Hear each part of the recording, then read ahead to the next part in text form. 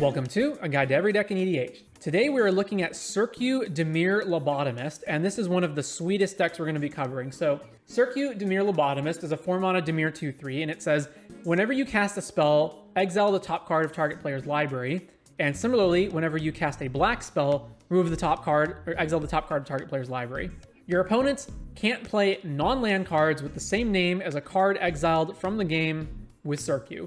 So in EDH, which is a 100-card singleton format, that primarily is not going to matter, although it will matter sometimes because there's a lot of overlapping cards. So if you happen to exile, let's say, Rhystic Study off of the top deck of one of your opponents, then none of your other opponents can cast a Rhystic Study. And the same would be true for Dockside or other commonly played spells that are going to show up in all or mostly the same decks from all of your different opponents. Now, just reading Circu here might not exactly tell you what this deck is doing, but primarily, this is basically Lantern control in EDH. So, we've got our top card revealers. This is, of course, Lantern of Insight. Everyone plays with the top revealed.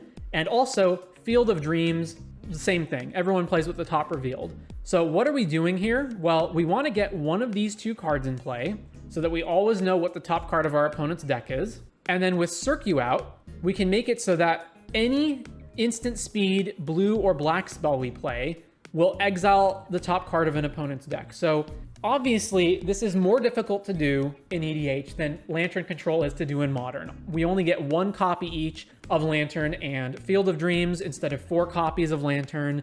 And we have 3 different opponents to manage, not just one, which can be difficult if we need to counter the abilities of multiple opponents. Also, there's more card draw spells in EDH, and there's more mass card draw spells in EDH. So, our work is cut out for us, but this does allow us to essentially play the Lantern control game in EDH. So of course, we're going to want a bunch of cheap spells that we can cast at instant speed to combine with Circu. So we've got Brainstorm, Consider, Opt, Peek, Thought Scour. And these primarily are, we don't really care about cantrips, but we just want instant speed, cheap spells that we can play to trigger Circu that also replace themselves. And these are the best ones that replace themselves. If you wanted more cantrips that only cost a single mana that are instants, there's plenty more to choose from. These are the best ones.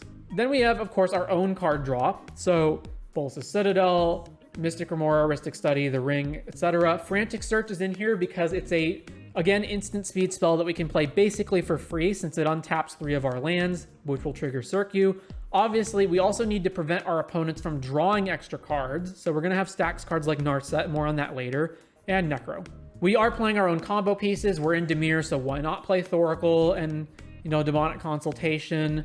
Why not play Isochron Scepter and Dramatic Reversal? Also, Iso Dramatic Reversal has an additional mode in this deck, which is that not only does it go off with our Mana Rocks for infinite mana, but it also triggers Circu infinite times to exile every card out of our opponent's library. So this is an instant kill.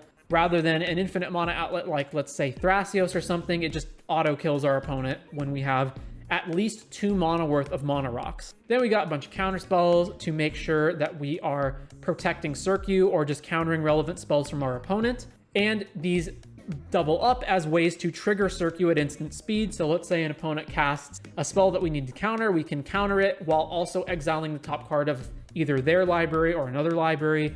We've got some fast mana to get Circu into play faster. Lightning Greaves because we need to make sure Circu doesn't die to removal. Pretty typical Dimir lands here. Nothing much to say about this. The only real land of any note is Urza Saga, which can tutor up Lantern of Insight, which is, again, very, very relevant in this deck. We, of course, have ported over the Mill Rocks, and surprisingly, the modern Lantern control Mill Rocks, Codex Shredder, Gold Collar's Belt, and Pyxis of Pandemonium, are the only Mill Rocks that affect opponents' libraries. So these are a way to affect opponents' libraries. Then we need protection. So we do need, again, Lightning Greaves protect Circu, but Spellskite also protects Circu.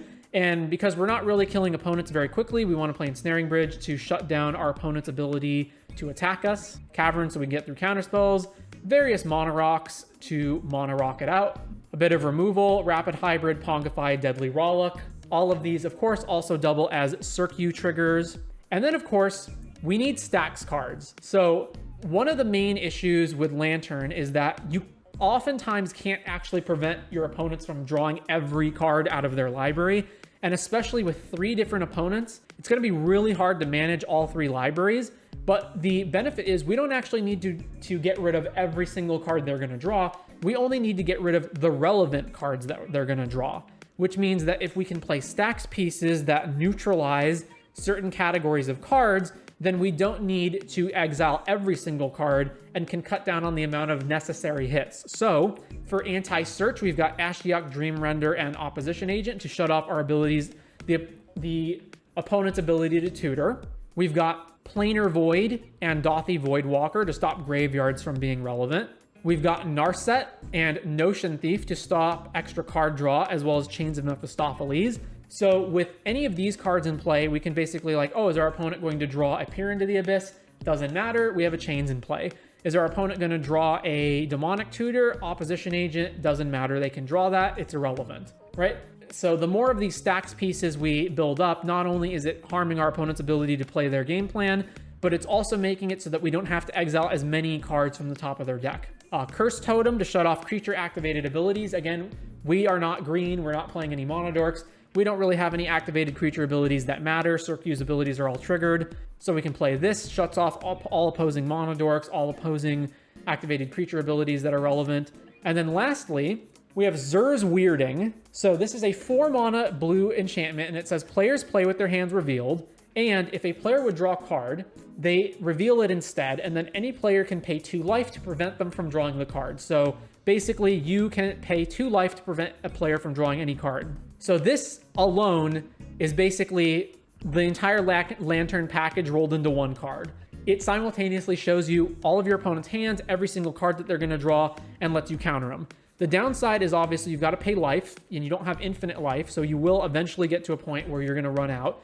And this also applies to you, which means opponents can disrupt your ability to draw cards. However, this also means that if you get to a point where you can't afford to pay life anymore, you can potentially opt for your opponents to pay life instead to prevent other opponents from drawing relevant combo pieces and whatnot. And this is going to be the card that's going to generate the most politics, although there is the potential for Zur's Weirding to be a huge, basically to just backfire on you. So this is the card that is probably the most cuttable here, but I do think it has a spot in this deck. Then Cyclonic Rift, of course these cards, a bunch of tutors. Trinket Mage is particularly relevant because we always need to find either Lantern or Field of Dreams, and we don't have a clean way of tutoring up an enchantment in Dimir colors, so Lantern's going to be more findable. You could potentially also play like Fabricate or other artifact tutors to go find Lantern, but I think this is enough. And then lastly, 2 cards that don't neatly fall into any category. So Dress Down is a humility effect, but it's only around for 1 turn. So it's not exactly a removal spell. It's not exactly a Stax card. It doesn't really fall into any specific category, but it is also nice that it is a pseudo removal spell. Like it stops Dockside, it stops Thoracle, and it is a card that replaces itself, and it's a blue spell, so it triggers Circu.